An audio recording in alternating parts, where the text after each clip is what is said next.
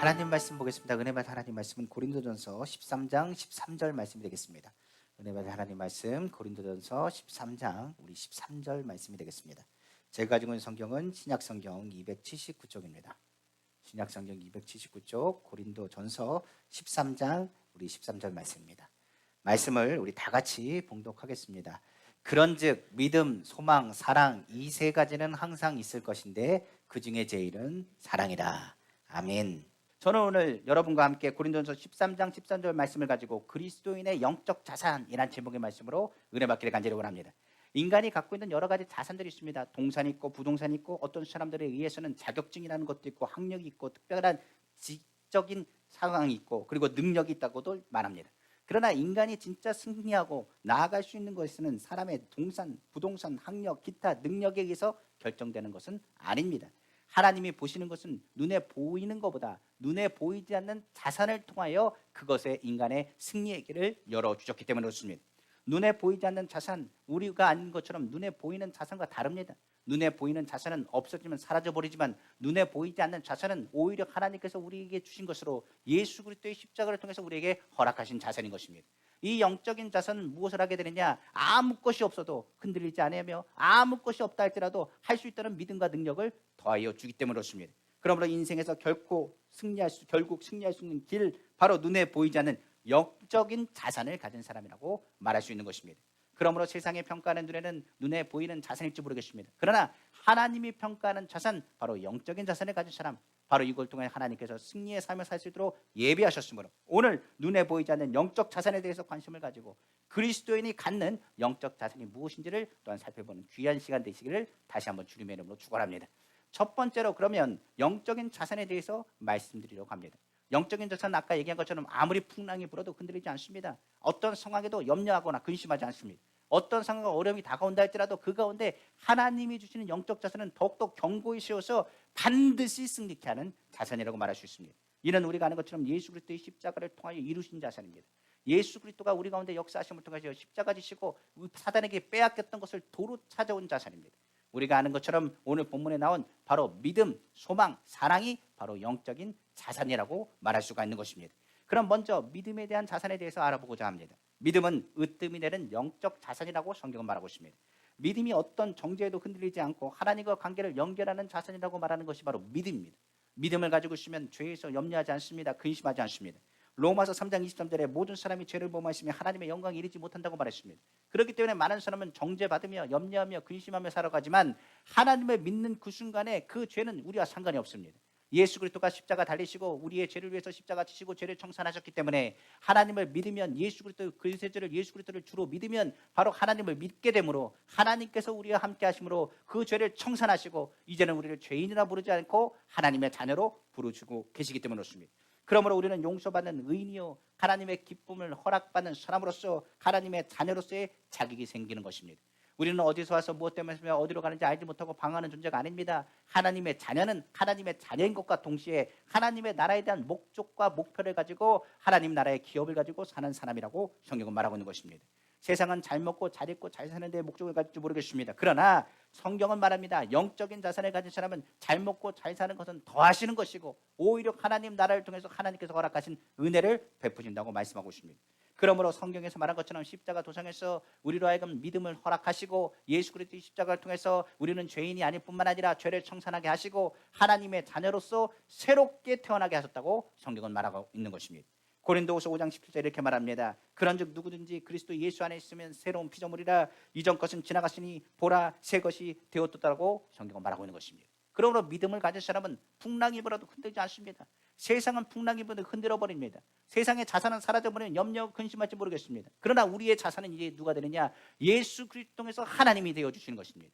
레위인에게 있어서는 분깃이 있지 않았습니다. 그들의 분깃은 무엇이 되느냐? 하나님이 그들의 분깃이 되어주기 때문에 그렇습니다. 그러므로 예수 그리스도를 믿는 사람은 우리가 아는 것처럼 하나님이 우리의 분깃이 되어주시고 하나님이 우리의 기업이 되어주시기 때문에 염려할 필요가 없는 것입니다. 하나님을 믿는 사람은 바로 십자가 밑에서 영적인 자산인 믿음을 통하여 예수 이름으로 구하는 기도마다 하나님께서 축복하시고 역사하여 주시는 것입니다. 그러므로 예수 이름으로 믿는 것, 예수 이름으로 선포하는 것, 그것에서 믿음의 자산은 놀라운 하나님의 기적을 일으켜 주어 줄 수 있는 것입니다. 그러므로 우리의 생각조차도 부정적인 모든 것 가운데도 염려 가운데도 아무것도 눈에 보이지 않아도 그 믿음은 우리로 하여금 할 수 있다고 말하고 우리로 하여금 승리한다라고 계속적으로 선포하게 말하고 있는 것입니다. 그러므로 믿음의 자산을 가진 사람은 염려할 필요가 없습니다. 우리는 갈 곳이 있습니다. 믿음의 자산이 있는 사람은 근심할 필요가 없습니다. 하나님께서 우리와 함께 하십니다. 믿음의 자산이 있는 사람은 염려하거나 근심하기보다 오히려 예수 이름으로 기도할 수 있는 능력을 가진 사람입니다.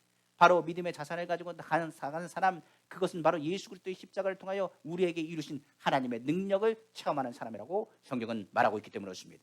두 번째 영적 자산이 되는 것이 바로 소망입니다. 우리 그리스도인에게는 눈에 보이지 않지만 위대한 자산이 있는데 그것이 바로 소망입니다. 바로 인간은 소망이 있을 때 열심을 낼 수 있습니다. 소망은 다른 말로 꿈이라고도 말합니다. 인간의 삶에 가장 필요한 건 소망, 그리고 꿈이라고 말하고 희망이라고 말합니다. 소망을 상실한 사람도 우리가 아는 것처럼 이 꿈을 주시면 다시 소망을 갖게 되면 그 사람은 살 수 있습니다. 성경에 말합니다. 소망을 상실한 사람은 살았다 하나 죽은 사람이지만 소망을 회복한 사람은 죽은 사람 같으나 산 사람이 된다라고 성경은 말하고 있기 때문에 그렇습니다. 성경은 바로 소망을 주는 하나님의 말씀으로 가득 차 있습니다. 성경을 읽고 난 다음에 소망을 잃지 않은 사람은 잃은 사람은 없습니다. 오히려 소망이 없고 절망이 없고 꿈이 없으면 하나님 말씀을 보라고 성경은 말하고 있는 것입니다. 성경은 늘 우리에게 무슨 메시지냐? 소망의 메시지로 가득 차 있습니다. 먼저 주님이 오신 이유에 대해서 물은다면 의인을 부르러 온 것이 아니라 죄인을 부르러 왔다고 성경은 말하고 있습니다. 마태복음 9장 13절입니다. 너희는 가서 내가 긍휼을 원하고 제사를 원하지 아니하노라 하신 뜻이 무엇인지 배우라. 나는 의인을 부르러 온 것이 아니라 바로 죄인을 부르러 왔노라 하신대라고 성경은 말하고 있는 것입니다. 그러니까 하나님의 말씀은 죄인에게 뭐가 되느냐? 소망이 됩니다. 하나님, 난 죄가 많습니다. 나 같은 죄인이 어떻게 주님을 만날 수 있습니까? 주님은 말합니다. 나는 의인을 부르러 온 게 아니야. 바로 죄인을 부르러 왔어라고 주님은 말씀하고 있기 때문에 그렇습니다. 베드로전서 2장 24절입니다. 친히 나무에 달려 그 몸으로 우리 죄를 담당하셨으니 이는 우리로 죄에 대하여 죽고 의에 대해 살게 하려 하심이라. 그가 채찍에 맞음으로 너희는 나음을 얻었나니 성경 말하고 있는 것입니다. 그렇기 때문에 하나님의 말씀을 보면 치유의 메시지가 있습니다. 그러니까 병든 자가 하나님의 말씀을 보면 그때부터 병이 치료되는 것입니다. 암 환자들도 하나님의 말씀을 보고 치료됐다는 간증 이야기들이 얼마나 많은지 모르겠습니다. 하나님의 말씀을 보면 말합니다. 내가 너를 위해서 채찍질 당하고 내가 너를 위해서 고난을 당했으므로 내가 있는 고난은 내가 짊어질 것이고 내가 받은 아픔은 내가 짊어진다고 말씀하셨기 때문에 그렇습니다. 그러므로 우리는 예수 그리스도 안에서 믿는 자가 믿는 자에게 손을 얹으면 나리 나는 말씀을 믿습니다. 그러므로 예수 이름으로 나는 치료받았습니다. 예수 이름으로 나는 강건합니다. 예수 이름으로 나와 함께 하신 주님을 바라봅니다라는 것이 바로 주의 말씀에 들어가 있는 것입니다. 그러니까 소망의 메시지를 통하여 병든 자는 이 주의 말씀을 보며 희망을 갖고 소망을 갖게 되는 것입니다. 더 나아가서 소망의 메시지는 마태복음 11장 28절에도 분명히 나타나고 있습니다. 수고하고 무거운 짐 자들아 다 내게로 오라. 내가 너희를 쉬게 하리라고 말하고 있습니다. 세상에 짐 안 진 자가 어디 있겠습니까? 그런데 주님께서 내게 오라고 말하고 있습니다. 내가 너희에게 쉼을 주겠다고 말씀하고 있기 때문에 그렇습니다. 이 세상에 소외되고 절망한 중에 있는 사람, 그러나 예수 그리스도의 십자가에서 무엇을 보이셨습니까? 우리가 죄인이었지만은 우리로 하여금 하나님의 자녀가 되었고 이제는 예전에는 꿈을 꾸지 못했지만은 이제는 꿈꿀 수 있는 사람으로 하나님께서 만드셨다는 사실입니다. 그러므로 우리는 예수 그리스도의 이름으로 해서 이제 죄인이 아니라 꿈꾸는 용서받는 의인이 되는 것입니다. 그러므로 우리는 주님 앞에 구하는 것입니다. 하나님의 자녀에 필요한 것에 대한 꿈을 꾸게 되는 것입니다.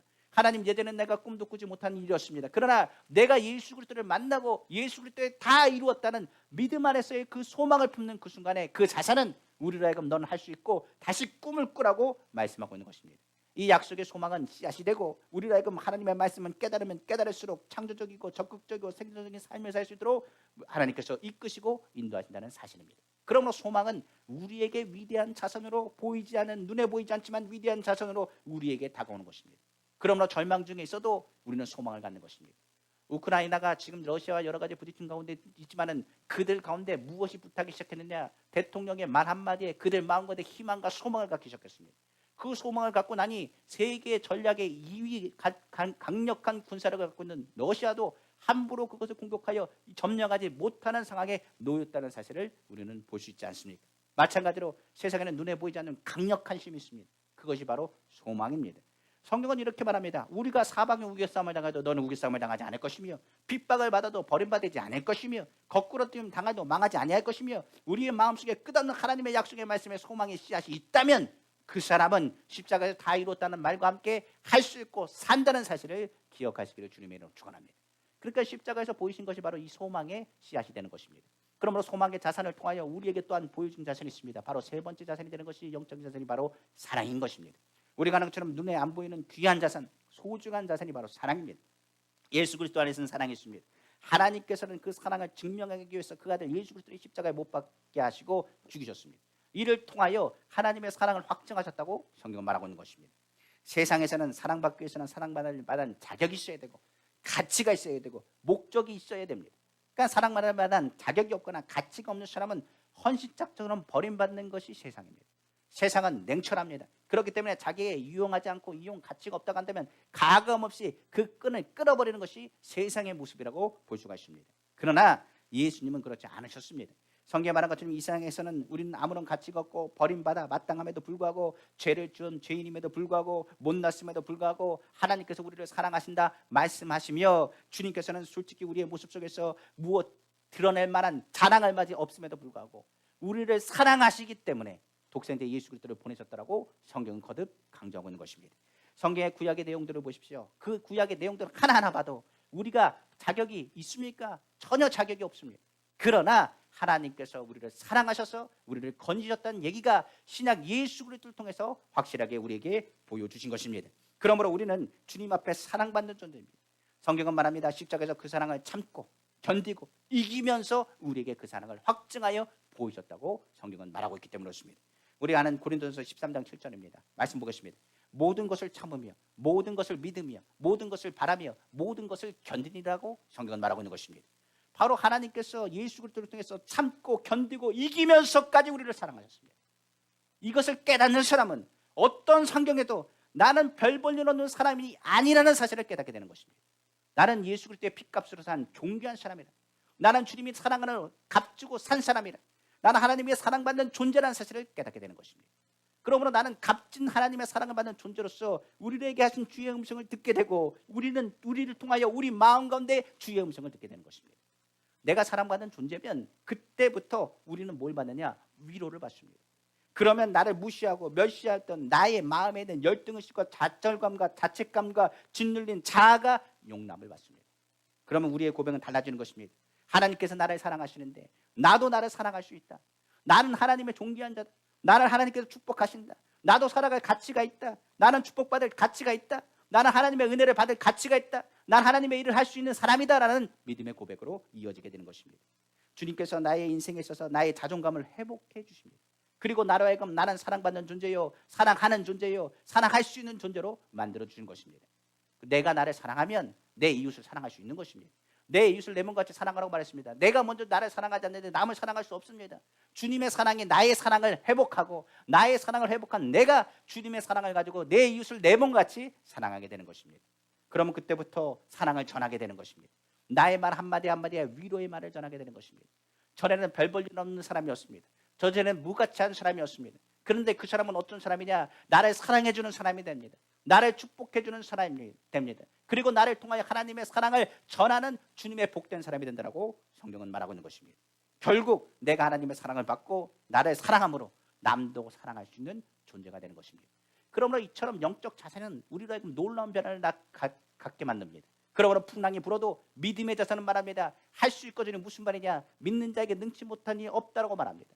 그리고 우리 가운데 눈앞에 보이는 것이 아무것도 없고 꿈이 없다 할지라도 소망의 씨앗은 말합니다. 내가 너와 함께한다. 너는 할 수 있다. 너는 반드시 승리한다. 반드시 이루리라. 다 이룬다는 주의 음성을 듣게 되는 것입니다.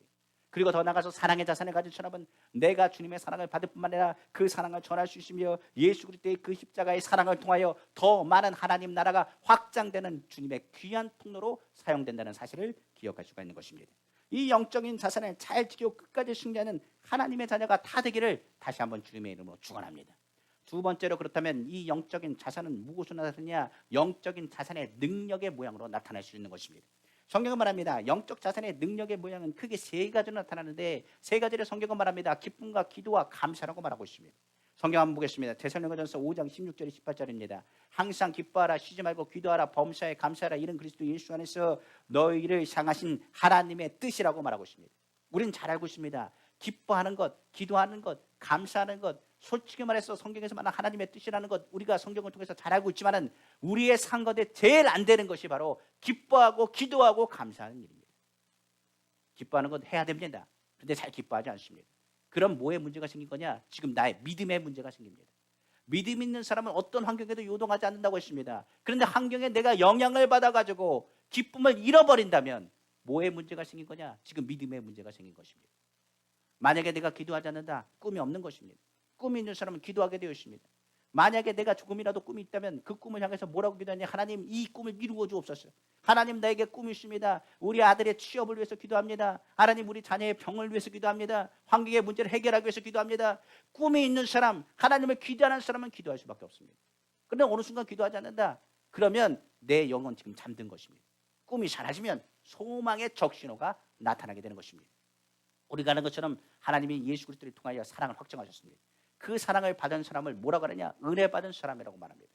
그런데 내가 은혜를 받았음에도 불구하고 감사를 잊어버린다.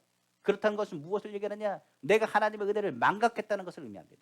내가 주님을 더 사랑해야 되는데 다른 것에 지금 내 마음을 빼앗겠다는 것을 의미하고 있는 것입니다. 사람도 그렇습니다. 무엇을 빼앗기면요, 그 마음을 빼앗기면 감사의 표현을 할 수가 없는 것입니다. 그러므로 영적인 자산에는 영적인 능력이 나타나는데 성경은 말합니다. 내 능력은 무엇으로 나타나냐? 기쁨과 기도와 감사로 나타나 있는 것입니다. 그럼 첫 번째로 영적인 자산은, 믿음의 자산은 기쁨의 충만함으로 나타난다고 말했습니다.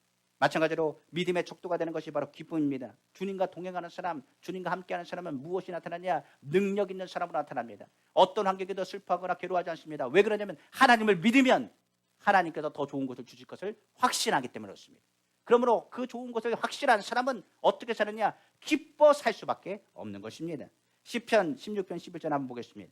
주께서 생명의 길을 내게 보이시니 주의 앞에는 충만한 기쁨이 있고 주의 오른쪽에는 영원한 즐거움이 있나이다. 성경은 말하고 있습니다.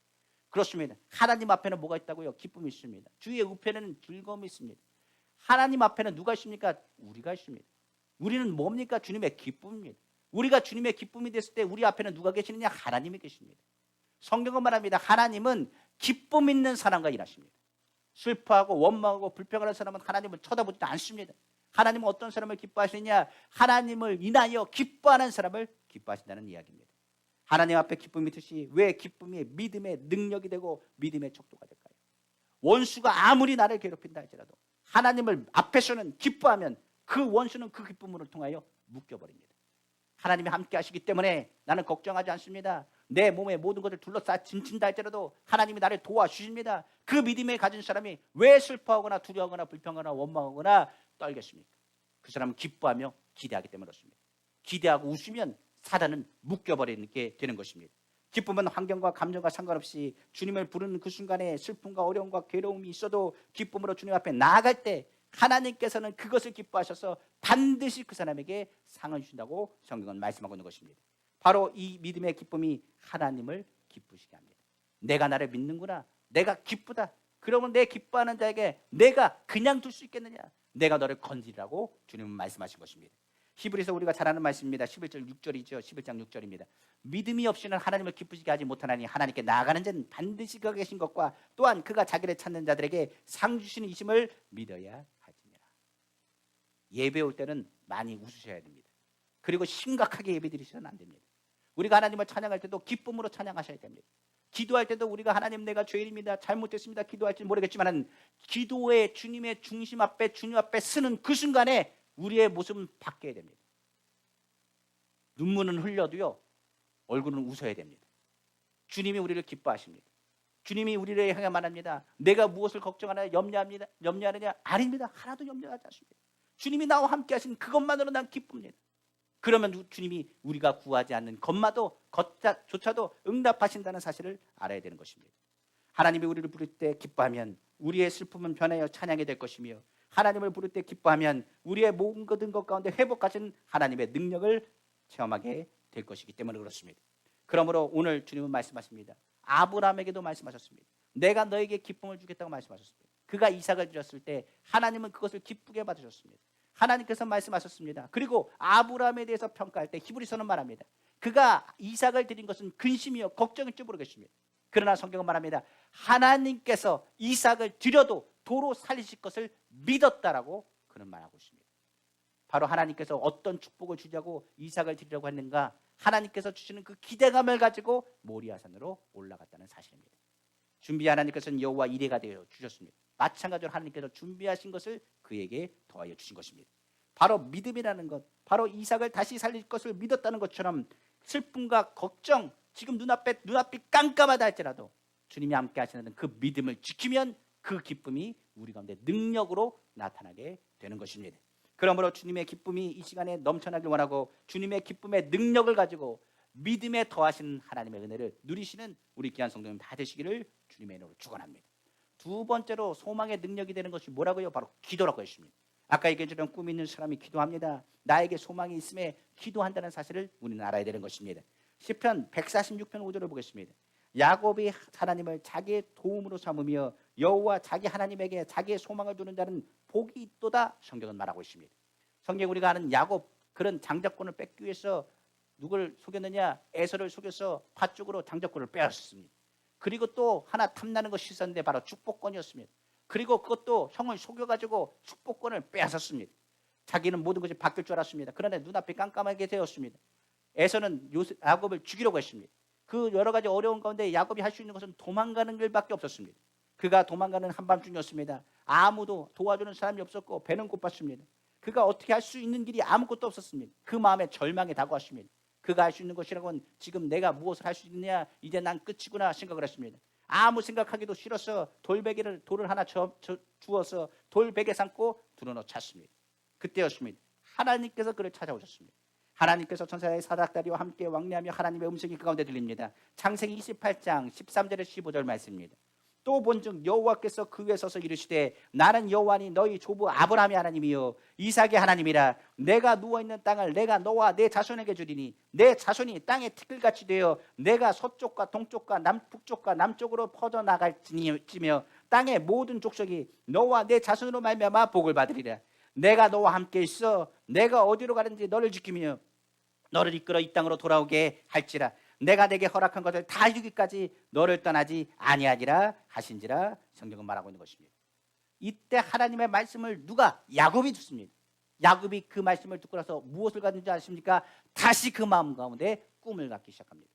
꿈을 갖고 나자, 소망을 갖고 나자 야곱은 어떻게 하느냐? 하나님을 경외하고 두려워하기 시작하며 자기가 비었던 돌베개를 세워서 돌기둥을 삼고 기도하기 시작했습니다. 그리고 나서 그의 인생은 바뀌기 시작했습니다. 하나님께서 야곱을 축복해 주셔서 야곱이 한 일마다 하나님께서 복을 주시고 가축을 집으면 가축에 복을 주시고 땅을 개간하면 개간한 그 땅을 복을 더하여 주셨습니다.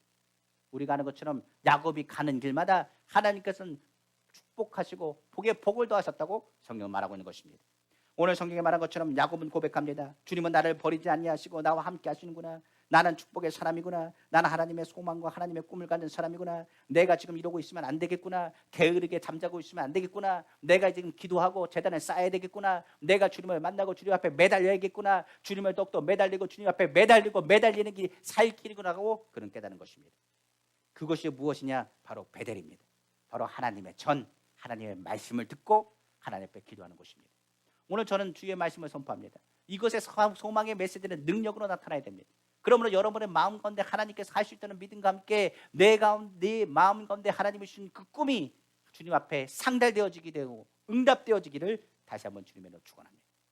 야곱은 그때 고백한 것입니다. 아, 이것이 축복이구나. 주님이 나와 함께 하시는 게 축복이구나. 주님과 나와 함께하면 내가 못할 것이 없구나. 나는 축복의 사람이구나. 어떤 상황 속에서도 나는 소망의 사람이구나. 절망과 어려움이 다가오고 힘이 없을 때도 하나님이 말씀하시는구나. 너는 축복의 사람이다. 너는 하나님의 사람이다. 내가 너를 버리지 않는다. 내가 이 땅으로 돌아오기까지 내가 너를 떠나지 않는다는 주님의 말씀이 우리의 마음 가운데도 퍼져나가시기를 다시 한번 주님의 이름으로 축원합니다. 이처럼 소망의 자산은 기도의 능력과 더하여 하나님의 역사를 이루어가게 되는 것입니다. 세 번째로 영적인 자산 중에 사랑은 바로 감사를 통하여 더욱 풍성하게 나타나게 되는 것입니다. 우리는 하나님께 사랑받고 있습니다. 얼마나 사랑받고 있는지 우리는 이것을 가늠할 수 없을 것입니다. 왜냐하면 예수 그리스도 독생자를 우리에게 보내신 그 사랑을 우리가 어찌 계산할 수 있고 판단하고 분별할 수 있겠습니까? 그 사랑의 어마어마한 것을 측량할 수 없을 것입니다. 하늘보다 높고 바다보다 깊으며 우주보다 넓은 것이 하나님의 사랑이고 그 사랑이 바로 주님의 사랑입니다. 그 사랑을 깨닫는 사람이라고 한다면 어떤 환경 속에서도 감사할 수밖에 없을 것입니다. 성경 시편 116편 1절에 4절에 이렇게 말합니다. 여호와께서 내 음성과 내 간구를 들으심으로 내가 그를 사랑하는도다. 그의 귀를 내게 기울였으므로 내가 평생에 기도하리로다. 사망의 줄이 나를 두르고 수월의 고통이 내게 이르렀으므로 내가 환난과 슬픔을 만났을 때에 내가 여호와의 이름으로 기도하기를 여호와여 주께 구하오니 내 영혼을 건지소서 하였도다. 감사는요, 은혜 받은 사람의 표현입니다. 기도는 누가 하느냐? 은혜 받고 꿈을 가진 사람이 기도합니다. 기도하는 사람은 무엇을 아느냐? 주님이 나의 기도를 들으시는 것을 압니다. 오늘 이 예배를 주님이 받으시는 것을 압니다. 우리가 예배 가운데 주님께서 말씀하시는 그 음성을 들으면 주님이 나를 얼마나 사랑하시는지를 압니다. 세상에 있지 않고 주님의 전에 나아가시며, 오늘 다른 곳에 있지 않고 주님의 전에 나아가시며, 오늘 다른 시간이 아니라 예수 그리스도 주의 말씀을 듣기 위해 이 자리에 나온 것이 복된 것을 알 뿐만 아니라 그 주님이 나를 사랑하신다는 것을 오늘도 듣게 하시는 그 사랑이 얼마나 감사한지 모릅니다. 감사는 은혜 받은 사람이 하는 것입니다. 은혜는 하나님을 사랑하는 자가 받는 것입니다. 그러므로 좋은 것은 좋으니 더 좋게 하실 것이고 안 좋은 것은 좋게 하실 것을 기대할 수밖에 없는 것입니다. 그럼 한번 보겠습니다. 구약의 하박국이라는 선지자 보겠습니다. 우리가 나왔던 하박국의 선지자 어떻습니까? 하나님께 기도하면서 이렇게 했습니다. 하나님, 이스라엘이 민족들이 이렇게 고난당한 적이 없습니다. 어떻게 갈대한 저 할례받지 않은 저 믿지 않는 자들을 통하여 이렇게 짓밟힐 수가 있습니까? 하나님, 어떻게 아무리 우리 민족이 잘못했지만은 하나님 이 민족을 이렇게 밟으시면 됩니까? 그래도 살 수 있도록 은혜를 베푸셔야 되지 않겠습니까? 하나님께 외쳐 기도하기 시작했습니다. 이 민족을 구원해 주십시오. 어찌 이 민족을 괴롭게 하십니까? 왜 고통을 모른 척 하십니까? 악인이 의인을 삼키는데 왜 가만히 있습니까? 하나님의 나라 이 백성을 죽이려고 하십니까? 하나님께서 그에게 그 마음을 보이십니다. 하박국의 내용들을 보면 처음에는 그렇게 묻습니다만 묻다 보니 하나님이 어떤 마음을 갖고 있는지를 깨닫게 됩니다. 그리고 나서 그는 확실하게 압니다. 하나님의 뜻은 무엇보다도 이스라엘을 새롭게 하심을 통하여 하나님의 기뻐하시는 이스라엘을 만드시기 원하셨다는 사실입니다. 어떻게 보면 징계일지도 모르겠습니다. 그러나 징계가 나쁜 게 아닙니다. 하나님께서는 그 징계하심을 통하여 하나님의 백성, 하나님의 자녀인 것임을 증명해 보이셨습니다. 마찬가지로 성경은 말합니다. 이스라엘에게 대한 그 하나님의 마음을 하박국이 깨닫게 됩니다. 아마도 예언자였기 때문에 하박국은 예수 그리스도에 대한 것을 보았을 것입니다. 왜 그 얘기를 하냐면 예수 그리스도가 이 땅에 오심을 통하여 참다운 이스라엘의 모습을 회복하시는 것을 보지 않고서는 이런 고백이 나올 수가 없습니다. 성경에 말한 것처럼 하박국이 고백한 내용 중에 있지 않습니까? 물이 바다 덮음같이 여호와의 영광이 온 땅에 가득하게 원합니다. 하나님의 뜻을 모든 민족이 알길 원합니다. 성경은 말합니다. 하나님을 바라보면서 이렇게 얘기합니다. 오직 의인은 믿음으로 말미암아 삽니다. 그러므로 지금 힘들고 어렵게 보일지 몰라도 의인은 하나님 믿음으로 살 것이며 악인은 멸하실 것입니다. 하나님의 뜻이 있음을 제가 이제는 알겠습니다. 그리고 나서 하나님께서 회복하실 것을 기대하며 그는 찬양하며 하나님께 영광 돌리며 말씀을 높입니다. 하박국 3장 17절에 19절입니다. 비록 무화과 나무가 무성하지 못하며 포도나무에 열매가 없으며 감람나무에 수출이 없으며 밭에 먹을 것이 없으며 우리의 양이 없으며 외양간에 소가 없을지라도 나는 여호와로 말미암아 즐거워하며 나의 구원의 하나님으로 말미암아 기뻐하리로다. 주 여호와는 나의 힘이시라. 나의 발을 사슴 같게 하사 나를 나의 높은 곳으로 다니게 하시리로다. 이 노래는 취하는 사람을 위하여 내 수금에 맞춘 것이니라. 성경이 말하고 있는 것입니다. 하나님은 누구라고요? 우리를 사랑하시는 하나님이세요. 예수 그리스도의 십자가를 통해서 우리를 사랑하심을 확증하여 증명해 보이셨습니다. 사랑하는 자에게 좋은 곳을 주시길 원하십니다. 구하라 그러면 너에게 주실 것이요 찾으라 그러면 찾을 것이요 문을 두드려 열릴 것이라 했습니다. 자녀가 떡을 달라는데 돌을 주며 자녀가 생선을 달라는데 정갈과 뱀을 줄 자가 어디 있겠습니까? 아무리 악한 자라도 좋은 것을 줄 줄 알면 하물며 하늘에 계신 너희 천부께서 좋은 것을 주시지 않겠느냐고 성경은 말하지 않습니다. 마찬가지로 하나님께서는 좋은 것을 주시는 분이십니다. 혹시 지금 내가 고난에 당하고 있다면 오히려 그 고난은 나를 좋게 하시기 위한 것입니다. 징계가 있다면 나로 하여금 징계는 나를 하여금 바르게 오히려 좋은 길을 갈 수 있도록 하나님께서 나를 사랑하시기 때문에 주시는 은혜가 되는 것입니다. 그럼 왜 원망과 불평합니까? 하나님 뜻을 몰라서 그렇습니다. 우리는 하나님의 뜻을 몰라서 이스라엘 사람처럼 원망과 불평합니다. 하나님, 우리 아들 문제가 왜 해결 안 됩니까? 감사하는데 감사가 나오지 않습니다. 내 삶 가운데 아버지 하나님, 내가 왜 이런지 모르겠습니다. 감사가 나와야 되는데 감사가 나오지 않습니다. 오늘 주님 분명히 말씀하십니다.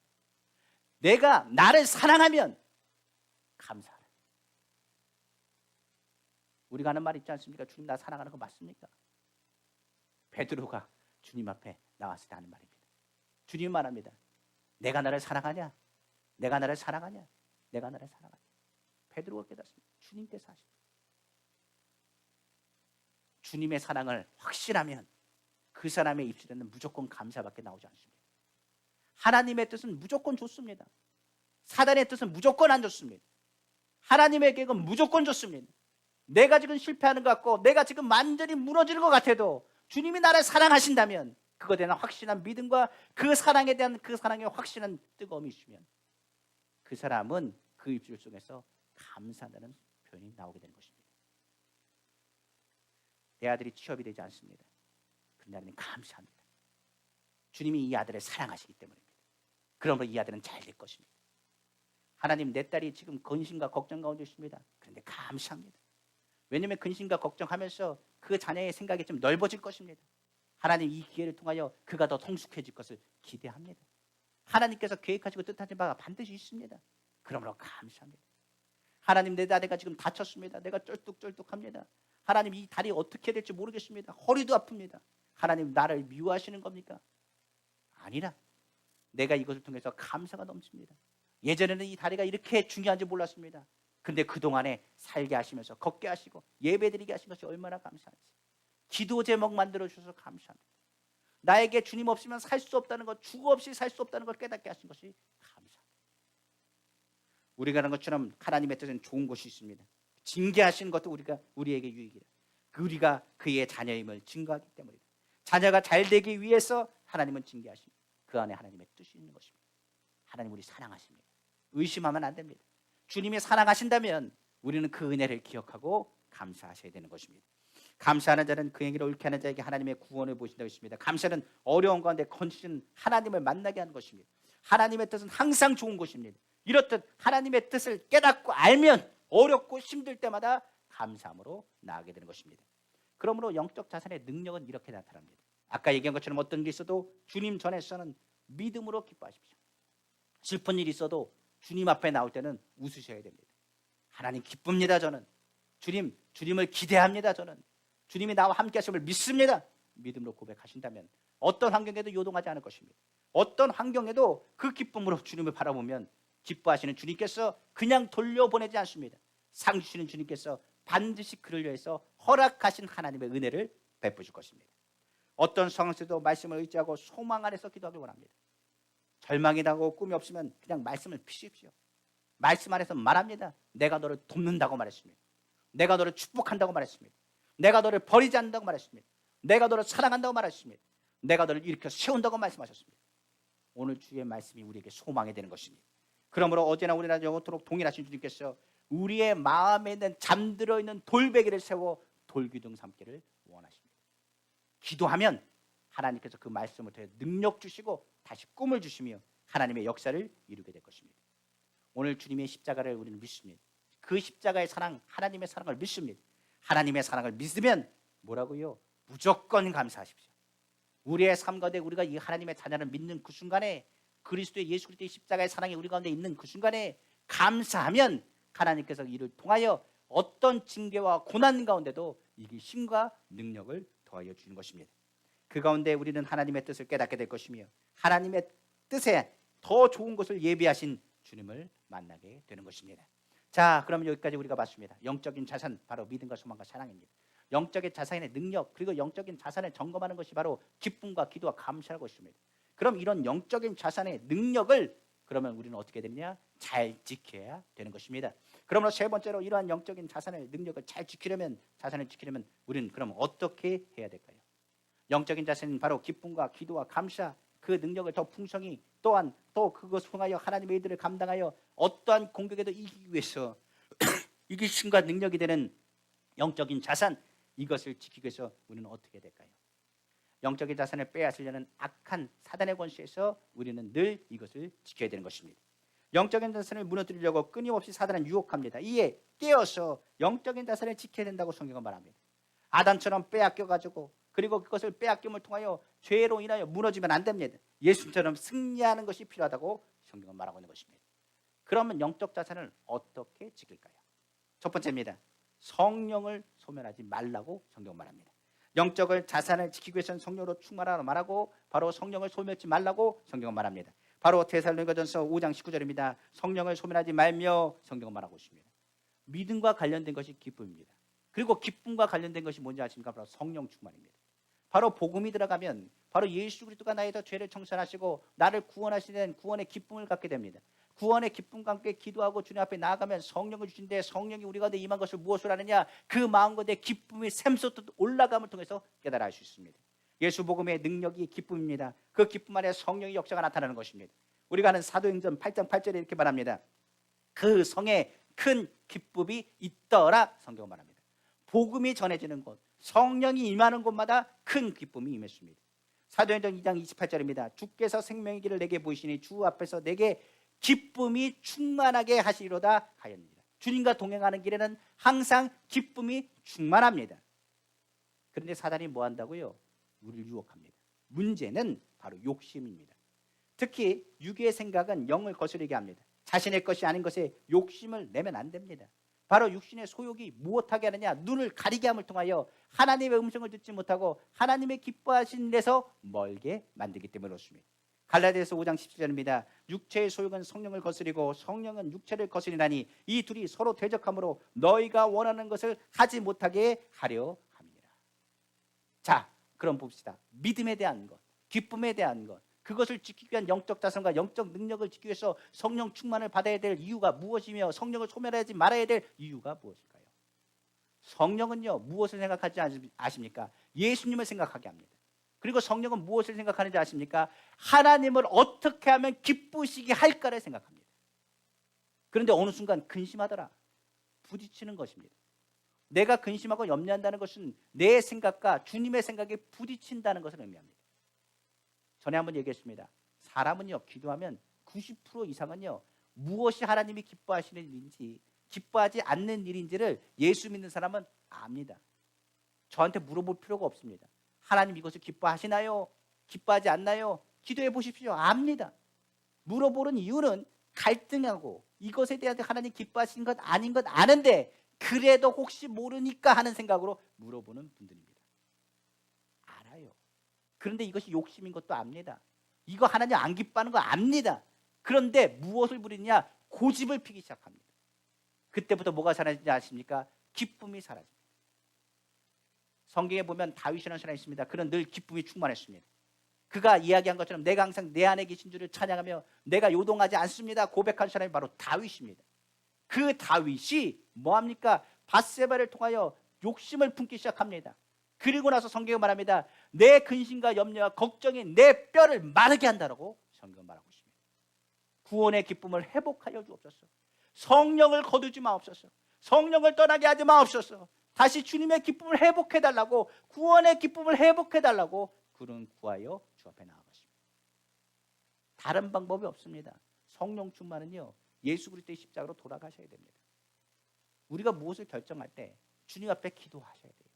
주 하나님, 예수의 피로 덮습니다. 하나님 아버지, 내가 지금 육신의 것을 신고 있습니다. 잘못된 것을 신고 있습니다. 용서하여 주옵소서. 하나님 아버지, 성령으로 영의 것을 신게 하여 주시고 하나님의 기뻐하는 일들을 생각하게 하여 주옵소서. 갈라디아서 6장 8절입니다. 자기의 육체를 위하여 심는 자는 육체로부터 썩어질 것을 거두고 성령을 위하여 심는 자는 성령으로부터 영생을 거둡니다. 절대로 성령을 거스려서는 안 됩니다.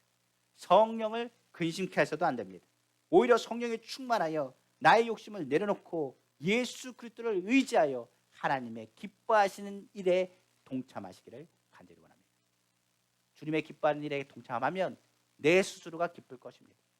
그리고 내가 욕심을 내려놓으면 주님의 음성이 뭘로 들리냐? 이렇게 들립니다. 참 대견하다. 참 자랑스럽다. 야, 역시 너는 내 자녀다라는 음성을 듣게 될 것입니다. 주님의 칭찬의 음성을 듣는 우리 귀한 성도가 되면 주님의 기쁨이 우리 가운데 믿음의 자산과 함께 풍성하게 나타나게 될 것입니다. 두 번째로 성경은 말합니다. 믿음의 자산을 지키는 방법은 다른 것이 없습니다. 말씀을 묵상하고 멸시하지 말아야 되는 것입니다. 성경을 보겠습니다. 데살로니가서 5장 20절에 예언을 멸시하지 말라고 했습니다. 복음을 받아들이고 기쁨이 충만하면서 그 기쁨을 빼앗는 영적 세력을 내어쫓는 것은 말씀밖에 없습니다. 예수께서도 귀신을 쫓겨내고 마귀 사단의 세력을 내어쫓을 때 무엇으로 내어쫓느냐? 바로 말씀으로 악한 세력들을 내어쫓으셨습니다. 그러므로 주님의 말씀에 늘 귀를 기울이길 원합니다. 우리는 마음이 간혹 분주합니다. 예배 시간조차도 분주할 때가 있습니다. 그러나 마르다처럼 분주 행하지 않기를 원합니다. 오직 마리아처럼 주의 말씀을 사모하면 주님께서 말씀하십니다. 내가 받은 그 기쁨을 빼앗기지 아니하리라는 주의 음성을 듣게 될 것입니다. 한번 성경 보겠습니다. 누가복음 10장 42절입니다. 몇 가지만 하든지 혹은 한 가지만이라도 족하니라. 마리아는 이 좋은 편을 택하였으니 빼앗기지 아니하리라 하시니라. 주의 말씀은 사단의 진을 무너뜨리는 무기며 말씀에는 기적이 있고 소망이 있고 능력이 있습니다. 주의 말씀을 멸시할 게 아닙니다. 예언서의 말씀을 통해서는 경고의 메시지가 있지만 그 경고의 메시지뿐만 아니라 희망의 메시지도 같이 있다는 것을 우리는 알아야 됩니다. 요즘 제가 예언서 말씀을 봅니다만 말씀을 볼 때마다 깨닫는 것이 있습니다. 말씀을 보면 왜 이렇게 이 요즘 세대와 똑같은지, 그 말씀에 있는 내용들이 꼭 우리나라 보고 얘기하는 것 같아요. 이 나라 이 세상을 보고 얘기하는 것 같습니다. 하나님께서 말씀하신 그 말씀 내용들 구절마다 하나님의 진노와 재앙에 대한 부분 얘기할 때마다 우리나라의 이 재앙과 이 진노가 부어지지 않기를 기도합니다. 그런데 말씀에 예언자가 진노가 임할 것이다, 재앙이 임할 것이다 끝난다고 한다면 예언자가 아닙니다. 예언자는 항상 진노가 임할 것이다, 재앙이 임할 것이라 끝나지 않습니다. 그 다음에 하는 메시지가 있습니다. 그러나 너희가 돌이키면 하나님의 재앙이 넘어갈 것이다. 너희가 하나님을 찾고 하나님을 부르짖으면 재앙 중에서 진노 중에서도 긍휼을 베풀 것이다. 하나님께서 너를 새롭게 할 것이다. 하나님께서 너를 건질 것이다. 내가 연약한 가운데 있을지라도 내가 너를 도울 것이라는 주의 음성을 듣게 되는 것입니다. 그러므로 우리는 그 안에서 지혜를 배우게 되는 것입니다. 하나님의 말씀은 말합니다. 죄인된 우리를 건지신 주님. 아까도 얘기했습니다. 우리가 의로워서 우리를 건지신 게 아닙니다. 죄인이기 때문에 우리를 부르셨습니다. 연약하기 때문에 우리를 부르신 것입니다. 예수님은 반드시 우리에게 승리를 주십니다. 그러므로 성경은 말합니다. 사단이 너를 괴롭히고 내 마음 가운데 흔들어 놓는다 할지라도 내가 소망의 자산을 지키고 영적인 자산을 지키는 것은 주님이 우리와 함께 하심을 믿고 주님 앞에 나아가는 것이라고 성경은 말하고 있습니다. 그러므로 주의 말씀을 멸시하지 마십시오. 주의 말씀을 늘 사모하고 묵상하길 원합니다. 조금만의 시간이라도 단 곳에 마음을 두지 말고 주의 말씀에 마음을 두시기를 다시 한번 주님으로 축원합니다. 성경 보겠습니다. 로마서 5장 3절에서 8절입니다. 다만 이뿐 아니라 우리가 환난 중에서 즐거워하나니 이는 환난은 인내를, 인내는 연단을, 연단은 소망을 이루는 줄 압니다. 소망이 우리를 부끄럽게 하지 아니함은 우리에게 주신 성령으로 말미암아 하나님의 사랑이 우리 마음에 부은 바 됨이니 우리가 아직 연약할 때 기약대로 그리스도께서 경건하지 않은 자를 위하여 죽으셨도다.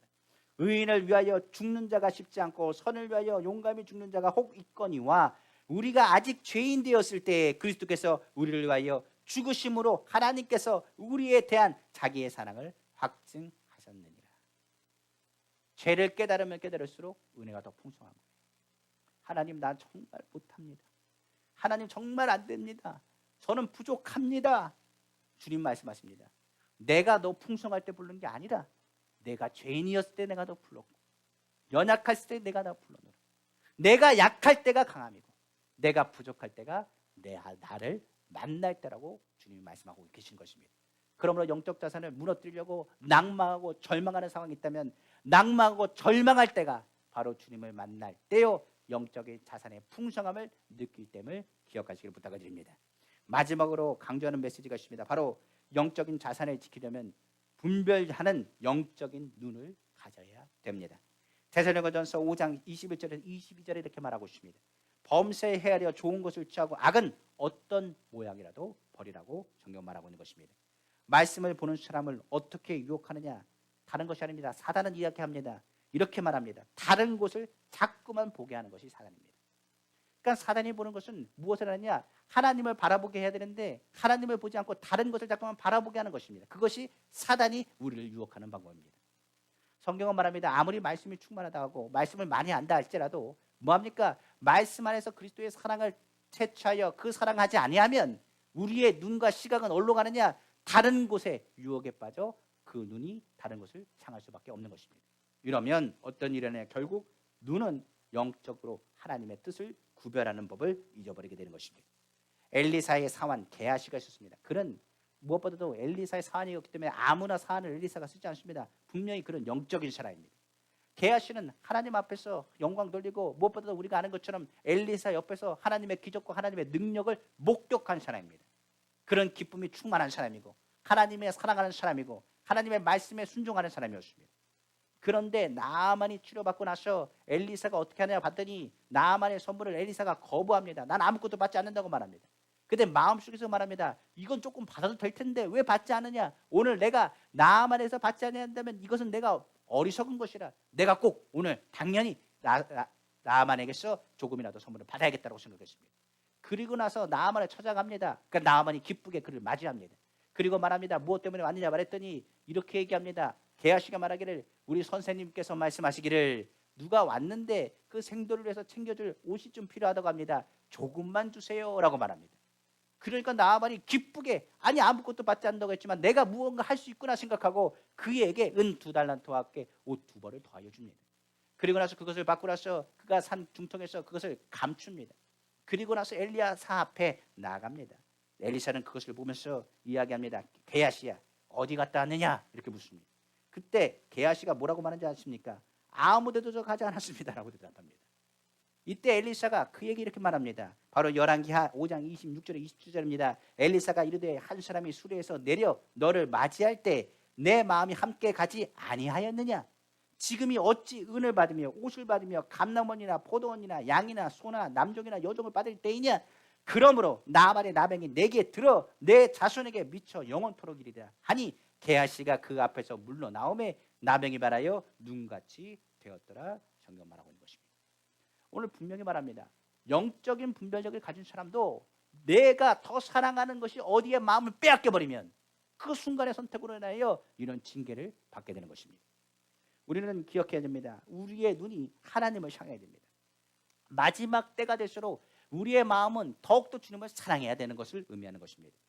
오늘이 성령 충만하다고 내일 성령 충만합니까? 절대 아닙니다. 오늘 내가 뜨겁다고 해서 내일 뜨거운 게 아니란 얘기입니다. 우리가 아는 바 구원은 오늘 지금입니다. 지금이 중요한 것입니다. 어제 내가 아무리 뜨거운 것 아무 소용없습니다. 앞으로 내가 뜨거워질 것이라 그것은 기대는 꿈꾸는 건 좋지만은 그것이 나에게 지금 영향을 주는 게 아닙니다. 지금 내가 믿음의 확신을 가져야 됩니다. 나의 눈이 구별하지 못하고 방제 행하면 하나님의 진노가 임할 뿐입니다. 성경은 그래서 좋은 것은 취하고 악은 모양이라도 버릴 수 있는 분별력을 가지라고 말한 것입니다. 선악을 판단하는 것은 건너는 것이 아니라 구별하는 것입니다. 하나님의 말씀은 판단하는 것이 아니라 말씀을 통해 분별하고 순종하는 것이 필요한 것입니다. 다른 것을 바라보지 않으셨으면 좋겠습니다. 우리가 예수 그리스도를 믿으면 믿음의 신앙은요 하나님만을 바라보는 거예요.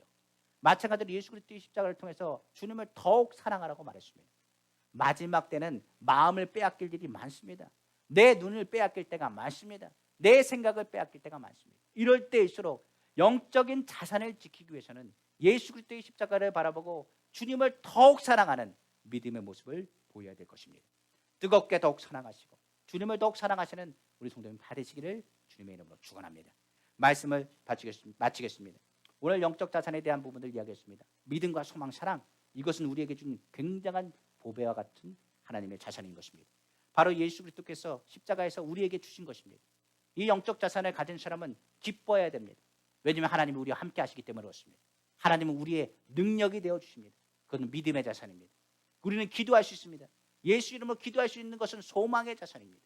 그리고 더 나아가서 우리는 감사합니다. 감사는 더 큰 하나님의 은혜와 하나님의 능력을 체험하게 할 것입니다.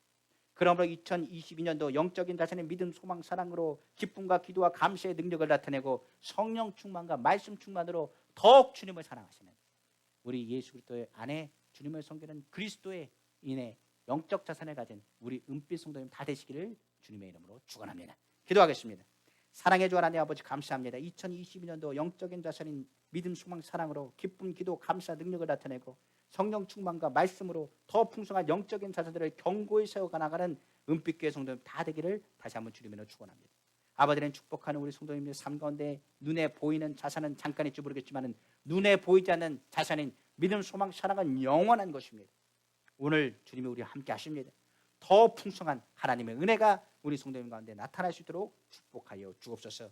이 모든 말씀 사랑하신 우리 주 예수님의 이름으로 축복하고 기도합니다. 아멘.